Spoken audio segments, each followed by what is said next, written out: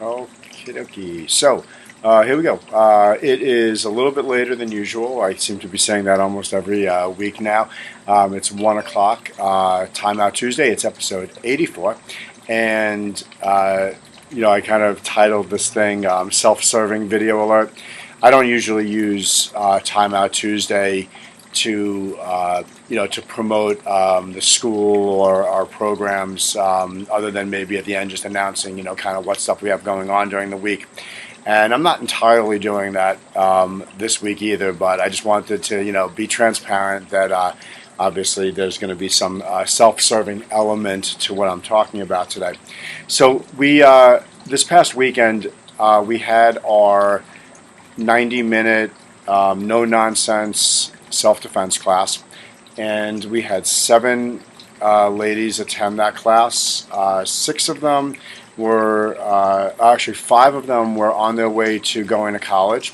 One of them was a 14-year-old sister of one of those girls, and one was the mom of 2 of the girls that were there. And the way I open up these classes always, so that I understand who my audience is to find out if anybody's had any experience at all with self-defense in any way, shape, or form. If they've ever taken a boxing class, a fighting class, did they take karate when they were younger, or have they taken another self-defense class like the one that they're about to take.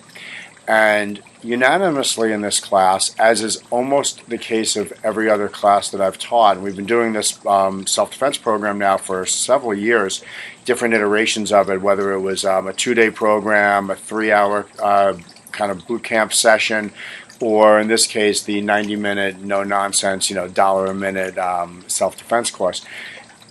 The answer is always that they really don't have any experience. They've not been taught how to engage with somebody in a fight, how to use their body to defend themselves.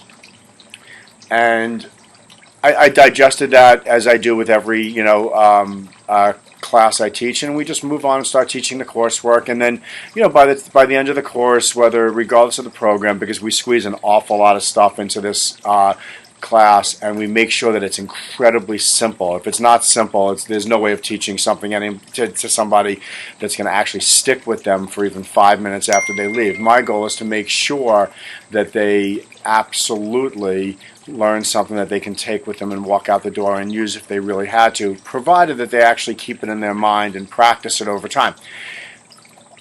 And we moved on, and it was a great class, and we got some terrific feedback, from the people that attended the class, that they felt it was a really good introduction class, and that they'll be able to, take it with them and practice over time.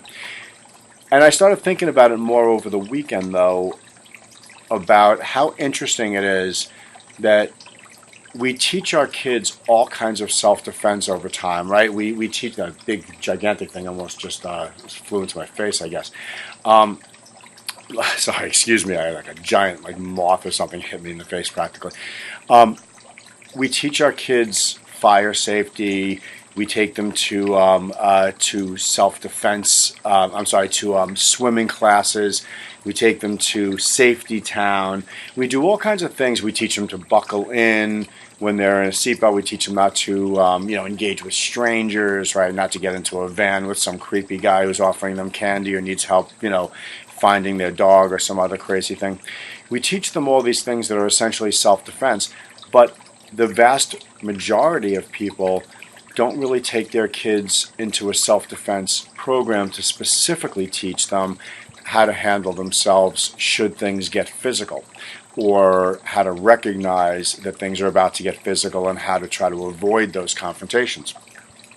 And that's clearly evidenced by the fact that everybody in this class and many classes that I've taught before who are now older teenagers or young adults have never had any experience with this. And so I guess the purpose of this video, and it's sort of self-serving, of course, but if you live somewhere else where you're not, nowhere near us, still take this and maybe run with this. But people should be exposed to being able to protect themselves in some capacity.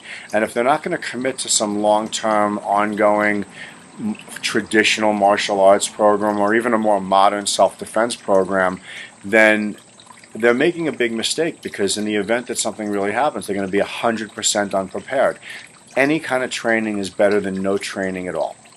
So, I encourage you to reach out to friends and family, especially people that have kids that are becoming, college age and they're going to go away to college, or maybe they've even already gone away to college. Just because they went away for their first semester doesn't mean that the train has left the station. They're coming home for Thanksgiving. They're coming home for the winter break.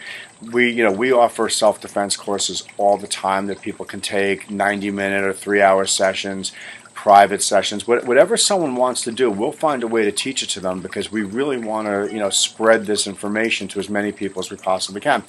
And there are probably other places around, where you live that do this as well. And I really encourage you to reach out to your friends and family and encourage them to get their kids into some type of training, and reach out to yourself a little bit and ask yourself the same question. What would you do if somebody pushed you, grabbed you, tried to choke you, grabbed you from behind, approached you in a hostile way? Would you have any inkling what to do, or would you go into a shutdown mode and, panic? And if the answer is that you're going to go into a shutdown mode and panic, let's get you in for some training so that you can, help yourself and get a little confidence. So anyway, that's my self-serving self-defense course. Time Out Tuesday. I hope everyone's having a fantastic day. I am. It's a beautiful day out. We have a awesome day of classes scheduled for our kids today. We're going to get them very physically fit. We have a big physical fitness day planned for these guys. We just finished our testing, so once testing is over, it's time to get back to the drawing board and start building up our physical fitness and getting ourselves geared up for our next test. So I hope everyone has a great day. Make it a great one, and peace.